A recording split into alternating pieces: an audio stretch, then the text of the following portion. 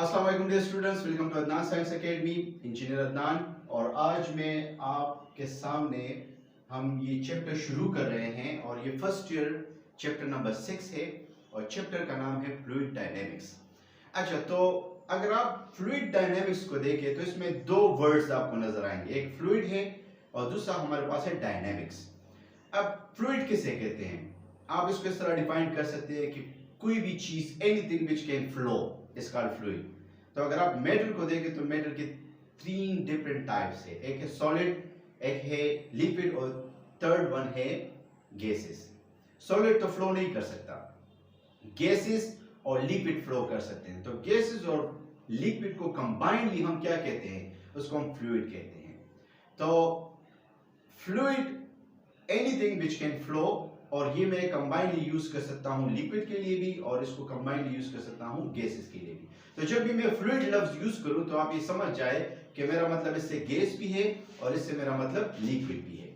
अब fluid dynamics को define करने से पहले हम एक ब्रॉडर ब्रांच को डिफाइन करते हैं पहले, और उसका नाम है फ्लूइड मैकेनिक्स। फ्लूइड मैकेनिक्स कौन सी ब्रांच है? फ्लूइड मैकेनिक्स फिजिक्स की वो ब्रांच है in which we study about the behavior of fluid in rest as well as in motion. Fluid के बिहेवियर को हमने स्टडी करना है, चाहे वो रेस्ट में है या चाहे वो मोशन में है।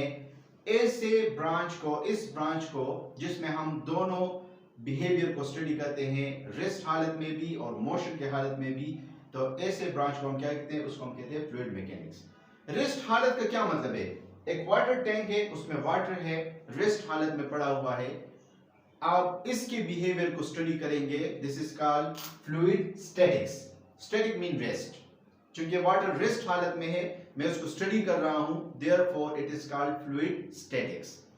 अगर आप एक पाइप ले लें, उसमें फ्लूइड मूव कर रहा है, चाहे वो लिक्विड है या चाहे वो गैस है, मूव कर रहा है, इसके बिहेवियर को मैं स्टडी कर रहा हूं, this branch is called fluid dynamics. तो आपका जो चैप्टर है फ्लूइड डायनेमिक्स, इसमें हम फ्लूइड के बिहेवियर को स्टडी करेंगे ड्यूरिंग इन मोशन। तो मैं इसको इस तरह डिफाइन कर सकता हूं कि the branch of physics deal with the study of fluid behaviour in motion. In motion को हम क्या कहते हैं? Fluid dynamics. इन रेस्ट को हम क्या कहते हैं? Fluid statics. और rest as well as in motion को हम क्या कहते हैं? इसको हम कहते हैं फ्लूइड मैकेनिक्स। अब मैं बार बार एक लफ्ज यूज करता हूं कि आप फ्लूइड के बिहेवियर को स्टडी कर सकते हैं। तो फ्लूइड के बिहेवियर का क्या मतलब है? देखिए, आपके पास एक वाटर टैंक है, उसमें एक स्पेसिफिक लिक्विड है, ठीक है, और लिक्विड का बिहेवियर क्या हो सकता है? लेट्स से मैं आपसे कहूं कि आप इस लिक्विड का प्रेशर फाइंड करें, तो ये वाटर इस वाटर टैंक के बॉटम पे कितना प्रेशर अप्लाई कर सकता है या कर रहा है? ये 9th क्लास में आपने ये फार्मूला पढ़ा है, pressure is equal to rho g h. इसके जरिए आप आसानी के साथ फाइंड कर सकते हैं। रो का मतलब है डेंसिटी, जो भी लिक्विड है उसकी स्पेसिफिक डेंसिटी होगी।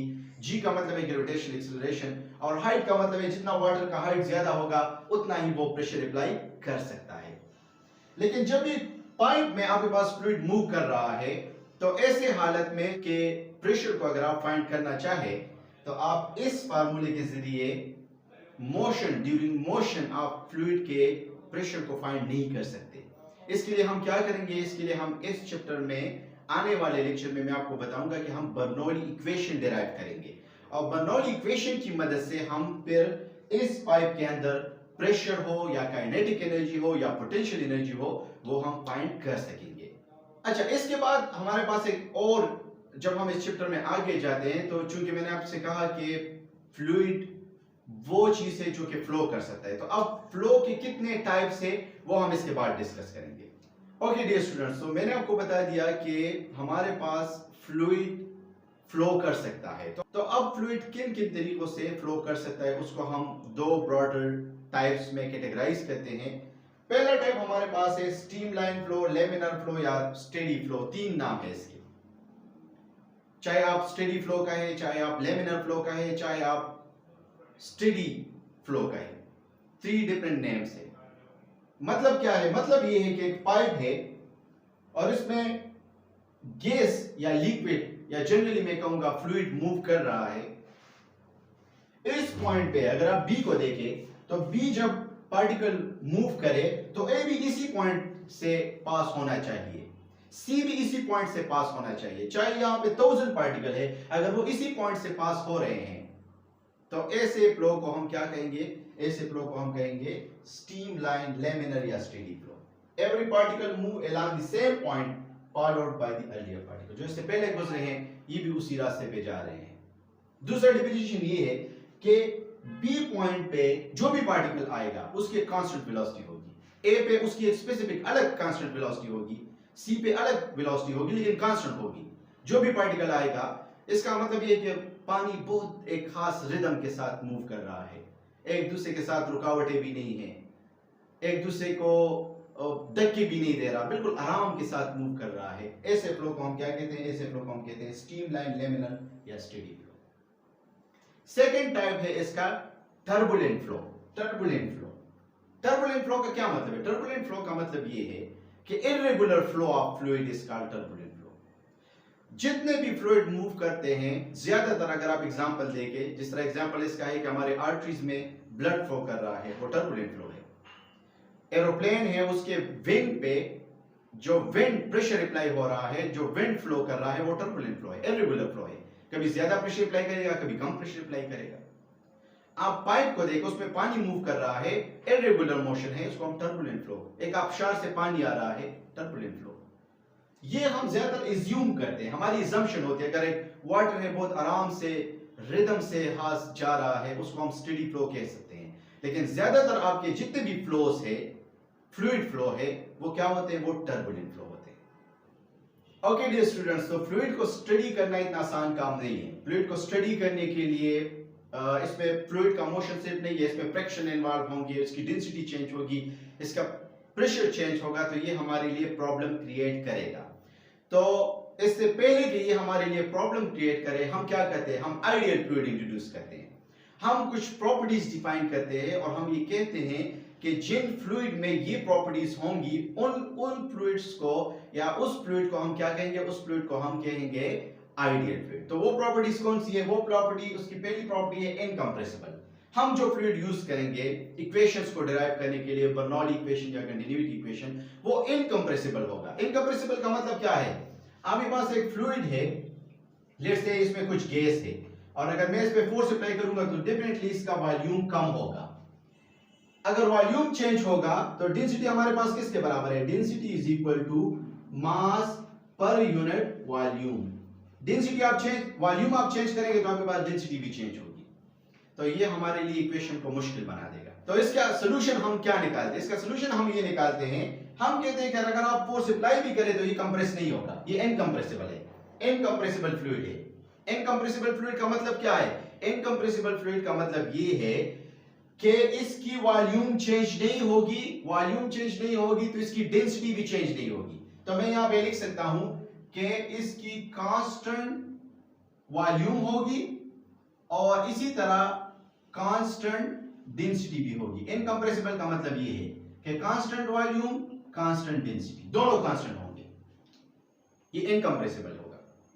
दूसरी प्रॉपर्टी क्या है? दूसरी प्रॉपर्टी है कि नॉन विस्कस होगा। नॉन विस्कस का मतलब क्या है?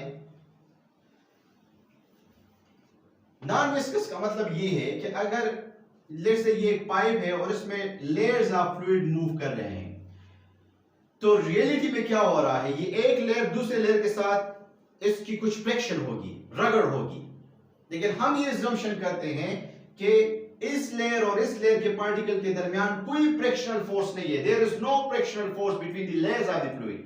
यहां पे मैं अज्यूम करता हूं कि no frictional force, no frictional force between the layers of the fluid. मैं फ्रिक्शन फोर्स को भी हटा देता हूं, क्योंकि फ्रिक्शन फोर्स को मैं इंक्लूड करूंगा तो एनर्जी लॉसेस होंगे, मेरे लिए इक्वेशन को डिराइव करना मुश्किल हो जाएगा। तो मैं ये असम्पशन भी करता हूं। तीसरी असम्पशन क्या है कि नॉन रोटेशनल होगा। नॉन रोटेशनल का मतलब ये है कि अगर मैं यहां पे एक व्हील रखूं, यहां पे एक व्हील रखूं, तो ये व्हील रोटेट नहीं होगा। रोटेट क्यों नहीं होगा? क्योंकि यहां पे जो पार्टिकल है उसकी जो वेलोसिटी है, यहां पे जो पार्टिकल है उसकी वेलोसिटी, दोनों की वेलोसिटी सेम है। तो ये इसको इस डायरेक्शन में रोटेट करने की कोशिश करेगा, ये इसको इस डायरेक्शन में रोटेट करने की कोशिश करेगा, तो व्हील आपका रोटेट नहीं होगा। हालांकि रियलिटी में ये नहीं होता, रियलिटी में रोटेट होता है अनस्टेडी फ्लो में, लेकिन हम ये असम्पशन करते हैं, ये हमने एज्यूम किया कि हमारे पास जो ऊपर व्हील्स के जो पार्टिकल है और जो नीचे पार्टिकल है वो बिल्कुल एक कांस्टेंट वेलोसिटी के साथ मूव कर रहे हैं। इन अदर वर्ड्स, ये एंगुलर वेलोसिटी का सैंपल है, इसकी एंगुलर वेलोसिटी जीरो है, पार्टिकल्स की एंगुलर वेलोसिटी जीरो है, ये एक व्हील को रोटेट नहीं करेगा। यहां पे आप लिख सकते हैं non rotational, the particles of the fluid having angular velocity should be equal to zero. इसकी एंगुलर वेलोसिटी क्या होनी चाहिए? वो जीरो होनी चाहिए। फोर्थ प्रॉपर्टी आइडियल फ्लूइड की ये होगी कि वो स्टेडी स्टेट फ्लो करेगा, जिस तरह मैंने आपको बता दिया ना, laminar flow, steady state flow, और तीसरा हमारे पास है स्ट्रीम लाइन फ्लो। तीनों एक ही चीज है कि हर एक पार्टिकल, जितने भी पार्टिकल आ रहे हैं वो एक स्पेसिफिक पॉइंट से गुजरेंगे और एक स्पेसिफिक पॉइंट पे उसकी वेलोसिटी क्या होगी? उसको कांस्टेंट होगी। तो इसकी फ्लो क्या होगी? वो स्ट्रीम लाइन होगी। लास्ट वन है, इसकी टेम्परेचर चेंज नहीं होगी, because if you change the temperature तो इसका वॉल्यूम और इसका प्रेशर वो चेंज होगा और हम वो चेंज नहीं चाहते। तो हमने बर्नौली इक्वेशन और कंटिन्यूटी इक्वेशन को डिराइव करने के लिए हमने ये कुछ assumption किए। हमने कहा कि हम आइडियल फ्लूइड यूज करेंगे और आइडियल फ्लूइड में ये 5 प्रॉपर्टीज होंगी। मुझे उम्मीद है कि आपको समझ आया होगा। इंशाल्लाह हम अगले लेक्चर में कंटिन्यूटी इक्वेशन डिराइव करेंगे। Thank you so much.